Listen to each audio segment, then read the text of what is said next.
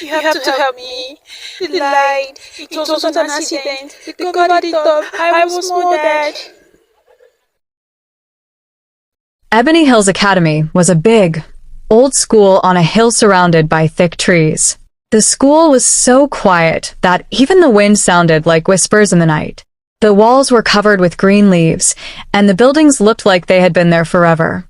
Sandra Martin stood at the school gate, feeling both excited and scared.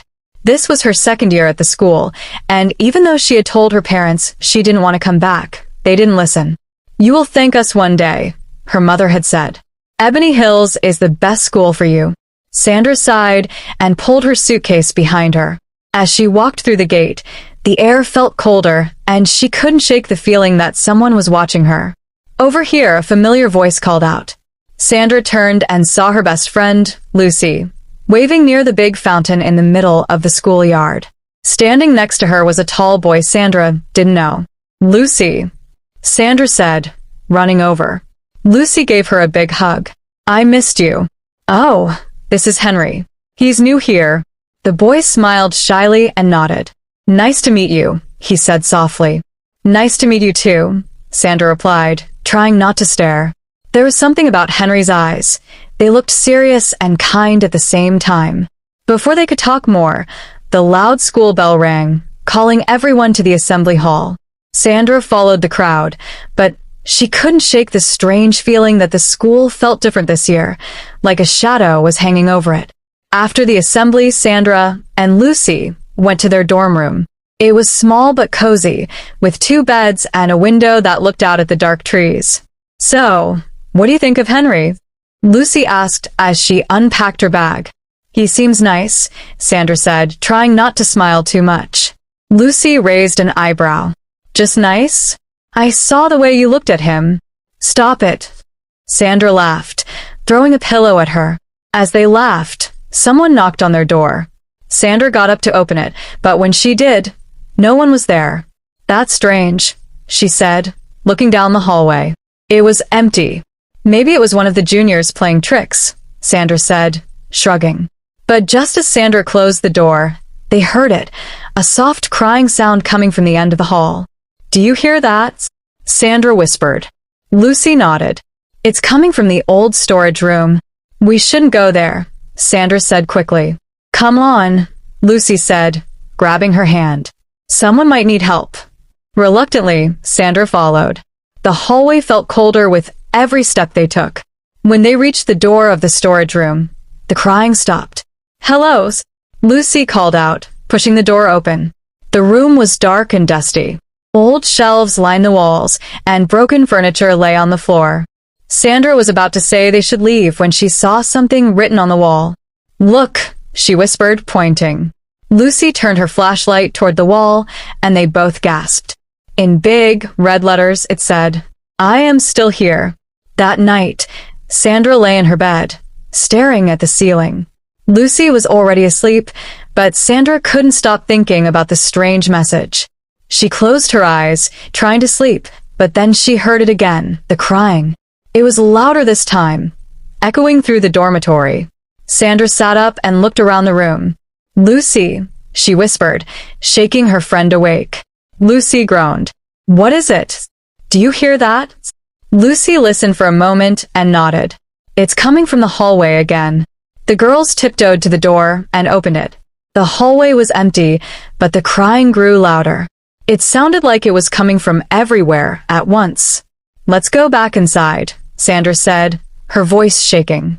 Just as they turned to close the door, they saw something at the far end of the hall. It was a shadow, a figure standing still. "Who's there?" Lucy called out, but the figure didn't move. Then, in the blink of an eye, it disappeared. Sandra and Lucy slammed the door shut and climbed back into bed. They didn't sleep for the rest of the night. The next day, Sandra couldn't focus in class. She kept thinking about the crying and the shadow in the hallway. Every sound made her jump, and her teacher even scolded her for not paying attention. At lunch, she and Lucy sat with Henry. He noticed how quiet Sandra was and asked, "Are you okay?" "I'm fine," she lied, not wanting to sound silly. Lucy, however, didn't hold back. "We heard crying last night." and we saw something. Henry's eyebrows shot up. What do you mean? Lucy lowered her voice so no one else could hear. There's a ghost in the school. We found a message on the wall last night. It said, I am still here. Henry looked at both of them carefully. A ghost? Are you sure it wasn't someone playing a prank? It wasn't a prank, Sandra said firmly. It felt real. Henry nodded slowly. Maybe I can help. My dad is a pastor, and I've heard stories about spirits before. Sometimes they stay because something bad happened to them. Like what? Lucy asked. Maybe they were hurt, or they want revenge, Henry explained. Sandra shivered at the thought. Revenge? Who could the ghost want revenge on? That evening, Sandra decided to finish her homework in the library.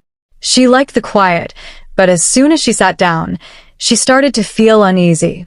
It was too quiet. The lights flickered above her, and the air grew colder. Suddenly, she heard footsteps behind her. She turned quickly. Lucy? Henry? Is that you? No one answered. Sandra tried to ignore it and went back to her books, but then a voice whispered her name. Sandra. Her heart raced, and she stood up, looking around the empty library. Who's there? In the corner of the room, a faint figure appeared. It was a girl about her age, wearing an old school uniform.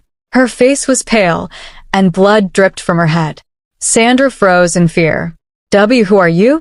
The ghost stepped closer. You have to help me, she said, her voice shaking. Help you? How? Sandra asked, backing away. They lied. They covered it up. I can't rest, the ghost said, her voice filled with pain. Sandra didn't understand. What are you talking about? Before the ghost could answer, there was a loud bang. Books fell off the shelves, and the lights flickered wildly. When Sandra looked back, the ghost was gone. Sandra ran back to the dormitory and told Lucy and Henry everything. She wants help, Sandra said, her voice trembling. She said they lied and covered it up. Who lied? Henry asked. I don't know, Sandra said. Lucy frowned. Do you think it has something to do with the accident? What accident? Henry asked. Lucy lowered her voice. Last year, some of the senior girls told me a story. They said a student died here a long time ago. She was hit by the school bus. Sandra's eyes widened. What? I never heard about that. That's because the school never talks about it, Lucy explained. The driver was new, and he wasn't careful. They said the girl was walking to the dorms when it happened. Do you think she's the ghost? Sandra asked. It has to be, Lucy said. Maybe she's angry because no one remembers her. We need to find out more, Henry said. Maybe the school records have something. The next day, during lunch, the three friends snuck into the headmistress's office. They knew it was risky, but they needed answers. Lucy kept watch by the door while Sandra and Henry searched through old files. Look for anything about a student who died, Henry said. Sandra flipped through folders until she found one labeled Accident Report. She opened it and gasped. What is it? Henry asked, leaning over to see. The file had a picture of a girl who looked just like the ghost Sandra had seen.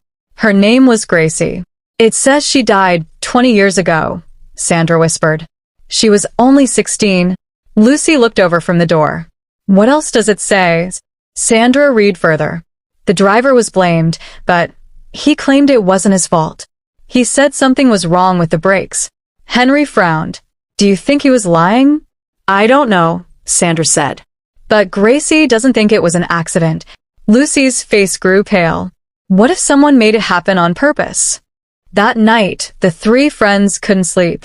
They kept thinking about what they had read in the file. Do you think the school is hiding something? Lucy asked as they sat on Sandra's bed. They must be, Henry said. If the brakes were bad, why didn't they fix the bus? And why would they blame the driver so quickly? Maybe someone wanted Gracie gone, Sandra said softly. Lucy gasped. But why? She was just a student. Henry shook his head. We need to find that bus. The old bus. Lucy said. It's still here. It's parked behind the workshop. The mechanics use it for spare parts. Sandra shivered. Why would they keep it after what happened? The three decided to sneak out after everyone was asleep. When the clock struck midnight, they crept through the dark halls of the school and out the back door. The night was cold and silent, except for the rustling of leaves in the wind. The old bus was parked under a large tree. Its paint was chipped, and its windows were cracked. The headlights, covered in dust, seemed like empty eyes staring at them. Henry led the way, opening the creaky door. "Be careful," he whispered. Inside, the bus smelled like rust and old leather. Cobwebs hung from the ceiling, and the seats were torn. As Sandra stepped in, she felt the air grow colder. "Look," Lucy said, pointing to the driver's seat. There were scratches on the steering wheel, as if someone had clawed at it. Henry shined his flashlight around. "We should check the brakes." The three of them climbed under the bus, shivering from the cold metal and damp ground. Henry examined the brake lines. "These don't look broken," he said. "They were cut." Sandra's eyes widened. Someone did this on purpose. Before they could say more, a loud bang came from inside the bus. They scrambled out, hearts racing. The bus door slammed shut on its own. The headlights flickered to life, glowing like fiery eyes. Then they heard it, the crying. It was loud and filled with pain, echoing through the night. "Run!" Henry shouted, grabbing Sandra's hand. They sprinted back to the dormitory, the sound of the crying following them all